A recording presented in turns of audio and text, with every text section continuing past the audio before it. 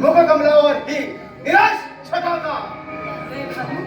सत्तेच्या मधान लालसेनं उन्मत्त होऊन तुझी राक्षसी लालसा पूर्ण करण्याचा हा नादानपणा करू नको. तुझ्या अजगर रूपी वेठ्यात मी असहाय्य स्थितीत आहे या कल्पनेने मनोरथाला दिलासा देऊ नको. नादान माणसा, आज सतीच्या पवित्र सत्वाची कसोटी आहे. तुझं पापीभर तुझ्या ताब्यात नाही हे मी जाणते. ते भानू, रजपूत घराण्यात जन्मलेलं हे जातीवंत रक्त जीवापेक्षा शिवाचं रक्षण करणं आद्य कर्तव्य समजतं. राजपूत रक्त आद्य कर्तव्य. कमल कुमारी कशाला विनवणीचा खटाटोप प्रयत्न करते. विधात्यानं निर्माण केलेल्या या दोन प्रेमरूपी जीवाचं सांगड घालून आजच्या मध्यरात्री मंदिरात जीवनाच्या अंतकाळपर्यंत आशावादीपणानं ह्या सगळ्या जीवाचा शेवटी निराशेनेच अंत होणार की काय. आशा निराशा या दोन बहिणींचा सख्खे आपापसात वैरभाव निर्माण करून या अभागी कमल कुमारीचं शीर या वाढक्याच्या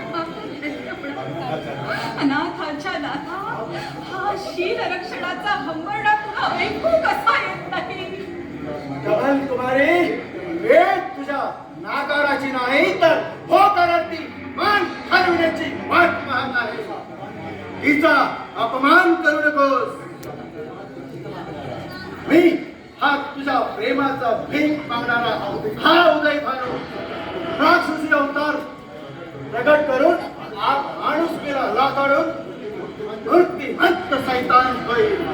पाहिलंच माझ्या चेहऱ्यानं घेतलेलं अकाळ विकाळ रूप पाहून तुम्ही गोंडस मूर्ती भयभीत झाली आहे. पण घाबरण्याचं काहीच कारण नाही.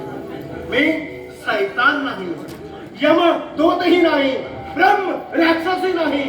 तुझा भावी पती या कोंडण्याचा किल्लेदार उदय भानू आहे. नालायक माणसा, राजपूत कुळी जन्म घेऊन राजपूत घराण्याच्या परंपरेचं इज्जतीचं धर्माचं शौर्य कीर्तीचं वाटोळ करणाऱ्या धर्मभ्रष्टा तुझ्या शरीरात राक्षसी वृत्तीनं संचार केल्यामुळे तुझ्या पोटी जन्म घेतला आहे त्या जन्मभूमीचा देखील तुला विसर पडला आहे. उदय भानू, मी असहाय्य स्थितीत आहे असं समजू नको.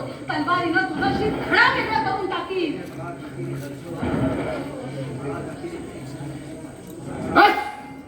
तू घरात धमकी देतेस. कमल कुमारी, बायकांच्या हाती बांगड्या शोभत नाही.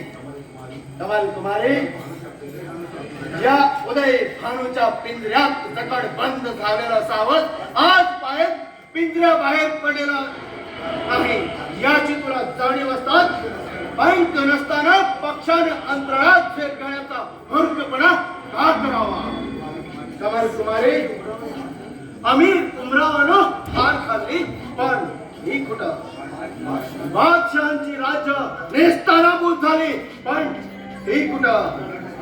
साम्राज्यांची साम्राज्य खालची झाली पण ही कुठं. जहांगीरदाराची जहांगीरी गेली, मनसबदाराची मनसबदारी बरबाद झाली पण ही कुठं. हा यौवन रूपी बगीचा लुटण्यासाठी देव दानवांचा तुंबड युद्ध माजलं होतं. तो हा सौंदर्याचा बगीचा फुलवण्यासाठी. चांडाळा, का माझ्या असहाय्य परिस्थितीचा फायदा घेऊन मोकट तोड सोडण्याचा नादानपणा करतो आहे.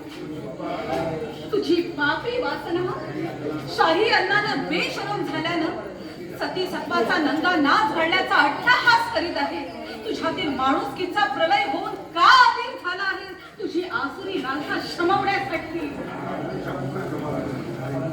राणीच्या मुखकमलातून निघणारी हजारो लाखो अपशब्दाची ही वर्माला भावी जीवनात आनंद लुटण्यास खात्रीनं साधते.